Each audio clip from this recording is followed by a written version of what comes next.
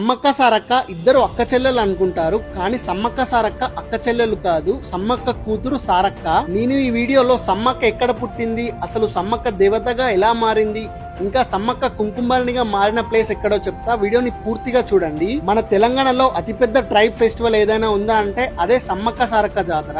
ఈ సమ్మక్క సారక్క జాతర మనకు 2 సంవత్సరాలకు ఒక్కసారి అయితే వస్తుంది. ఈ సమ్మక్క సారక్క జాతరకు తెలంగాణ నుండే కాకుండా వేరే వేరే స్టేట్ నుండి కూడా వచ్చి సమ్మక్క అమ్మవారిని అయితే దర్శించుకుంటారు ప్రతి సంవత్సరం. అయితే 13వ శతాబ్దంలో సమ్మక్క ఒక అడవిలో కోయ వాళ్ళకైతే దొరికింది.